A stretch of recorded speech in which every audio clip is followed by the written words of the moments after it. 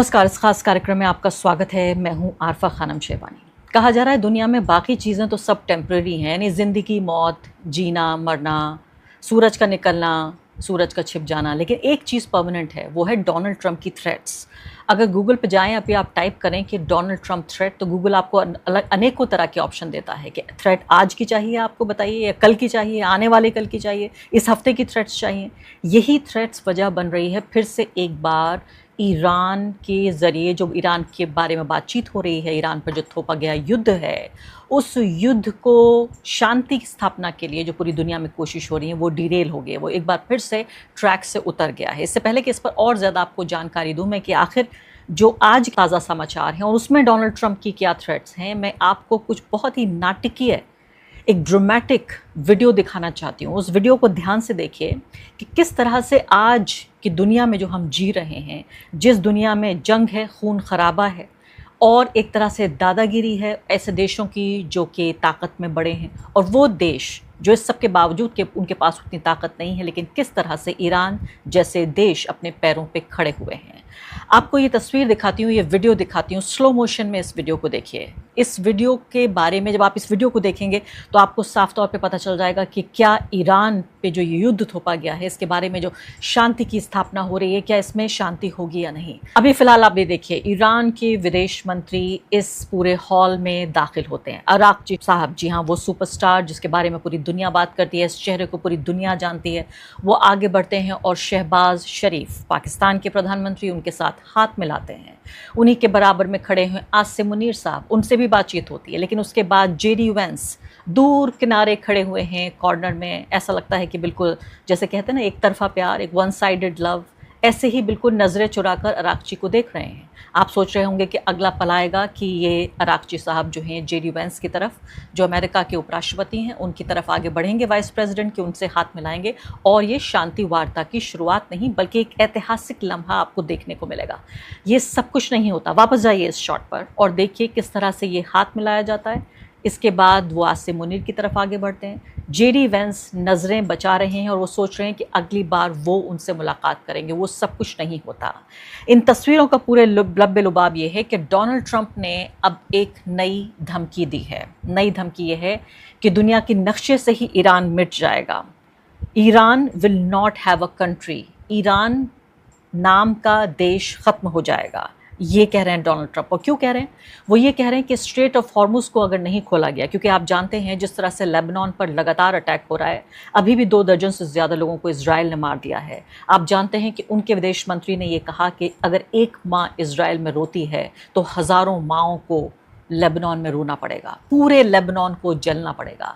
एक और नया बयान आया जिसमें उन्होंने कहा कि लोग फ़र्क करते हैं हिजबुल्लाह और लेबनान के बीच, ये तो एक भद्दा मजाक है, ये तो जोक है। यानी अब ये भी नहीं कह रहा है इजराइल कि ये हमला हिजबुल्लाह के ऊपर हो रहा है, वो सीधे तौर पर कह रहा है कि पूरे लेबनान को जलना पड़ेगा।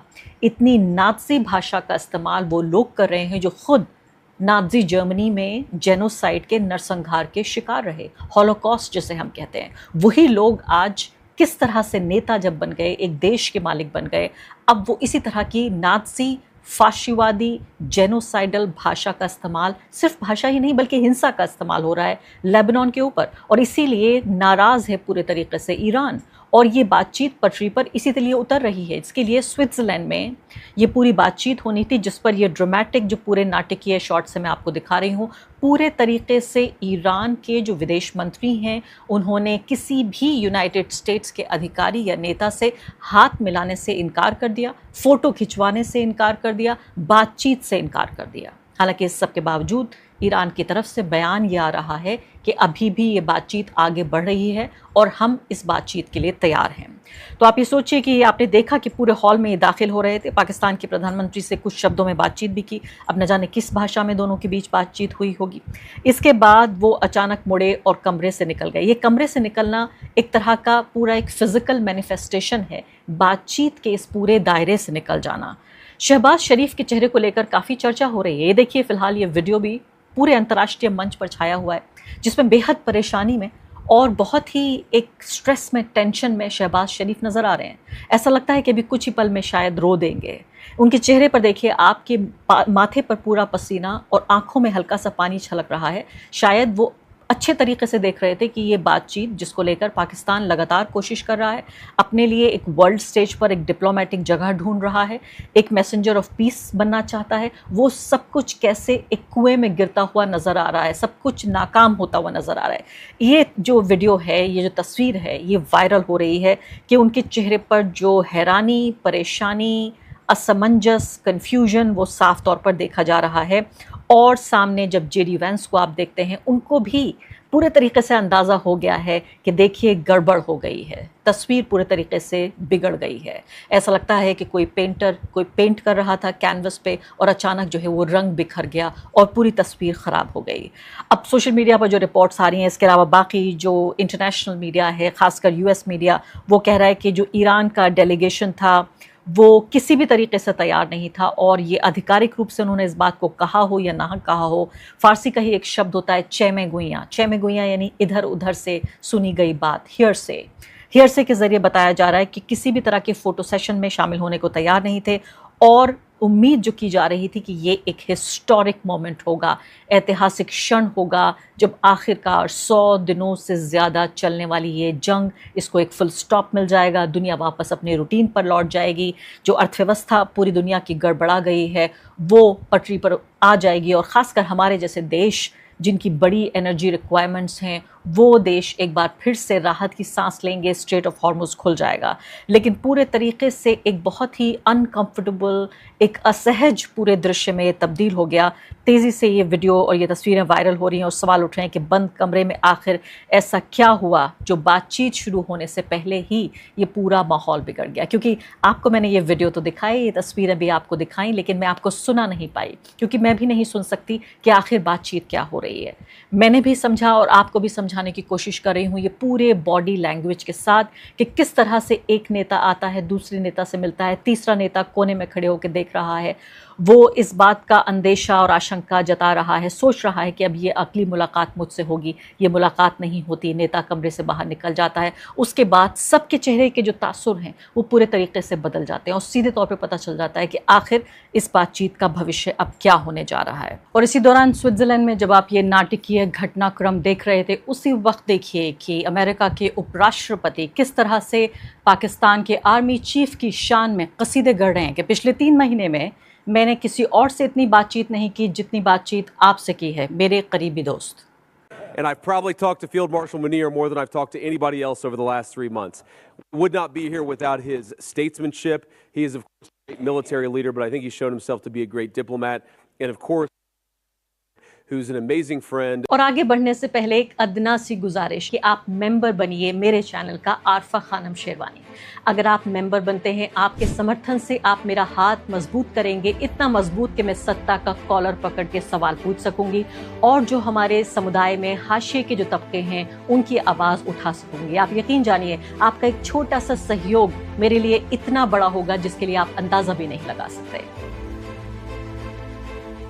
जी हाँ, तो मैंने आपको बताया था कि किस तरह से डोनाल्ड ट्रंप ने फिर से ये कहा कि अगर ये स्ट्रेट ऑफ हॉर्मुज़ नहीं खुलता है तो ईरान नाम का कोई देश नहीं बचेगा। अगर फिर से यही बात होती है, आप जानते हैं कि पहले एक बार अपना टिकट कैंसिल करा चुके थे जेडी वैंस, जो स्विट्ज़रलैंड उनको जाना था, फिर आखिरकार कुछ ना कुछ बातचीत बनी और बातचीत जमी और वो वापस वहाँ पर पहुँच गए और तमाम जो नेता थे, ख़ासकर इन तीनों देशों के मध्यस्थ के तौर पर पाकिस्तान और बातचीत के 2 पार्टिसिपेंट के तौर पर ईरान और अमेरिका, ये दोनों बातचीत कर रहे थे और ये माना जा रहा था कि एक नए, जिसे अंग्रेज़ी में न्यू लीफ कहते हैं, यानी कि नया अध्याय इस बातचीत का शुरू होने जा रहा है।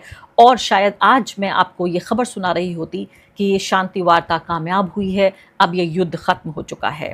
तो अब ये बात हो रही है यहाँ पर डोनाल्ड ट्रंप की, किस तरह से हिजबुल्लाह के मामले में डोनाल्ड ट्रंप ने ये कहा कि Iran must immediately stop their highly paid proxies in Lebanon from causing trouble, if they don't we will hit Iran very hard again just like we did last week, only harder.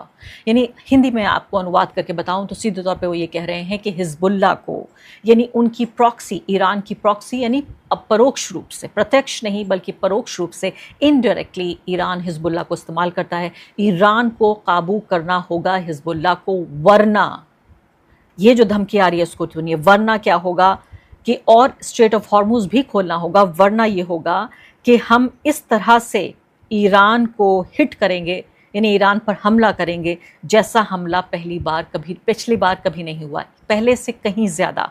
और उसके बाद वो ये कहते हैं कि पूरे तरीके से ईरान नाम का जो मुल्क है वो ख़त्म हो जाएगा। कितना भद्दा मजाक है पूरी दुनिया के साथ, उन तमाम लोगों के साथ जो चाहते हैं कि दुनिया में शांति हो और सक्रिय तरीके से इस शांति की स्थापना की कोशिश कर रहे हैं। पूरी दुनिया की नज़र थी स्विट्ज़रलैंड में ये जो शांति वार्ता हो रही है इस पर कि आखिरकार ये देश आपस में सहयोग कर लेंगे। आप अच्छी तरह जानते हैं कि ईरान एक ऐसी स्थिति में, ऐसी पोजीशन में है जहां वो डिक्टेट कर रहा है कि उसे किस तरह से न सिर्फ कि ये जंग ख़त्म होगी बल्कि किस तरह से ख़त्म होगी, इस जंग की शर्तें क्या होंगी, किस तरह से ईरान का जो जमा हुआ फ्रोज़न पैसा है उसको रिलीज़ किया जाएगा, ईरान के ऊपर से सैंक्शंस हटाए जाएंगे और ईरान के जो पुनर्निर्माण है, जो रीबिल्डिंग है, उस दिशा में काम होगा। ये सारी मांगें मानी जा रही थी। अचानक डोनाल्ड ट्रंप को कोई बुरा सपना आता है। जैसे मैंने कहा कि डोनाल्ड ट्रंप थ्रेट्स टुडे, आज की जो समाचार मैं आपको सुना रही हूँ, जिन समाचार में आज डोनाल्ड ट्रंप ने क्या थ्रेट्स दिए हैं, उनमें यही है कि देखिए हम ईरान नाम का जो कंट्री है वही नहीं बचेगा। तो अब ये प्रॉक्सीज के बारे में बात हो रही है और सीधे तौर पे अब डोनाल्ड ट्रंप आगे बढ़ते हैं और इसी बातचीत में कहते हैं, फॉक्स न्यूज़ को ये जो इंटरव्यू दिया है उन्होंने, एक अच्छी बात लगती है मुझे डोनाल्ड ट्रंप की कि वो जिस भी तरह के डिक्टेटर कहे जा रहे हों, एक चीज़ अच्छी है कि वो बातचीत ज़रूर करते हैं, पत्रकारों को डांट भी देते हैं, उन्हें बुरा भला भी कह देते हैं, लेकिन लगातार उनकी तरफ से बयान आते रहते हैं जिससे हमें हालात का अंदाज़ा होता है। You close it and saying you won't have a country, you won't even make it back to your, गाली शब्द का इस्तेमाल किया, कंट्री, यानी इस तरह के शब्दों का इस्तेमाल, और इसी बातचीत में हो रही है ये पूरी शांति वार्ता।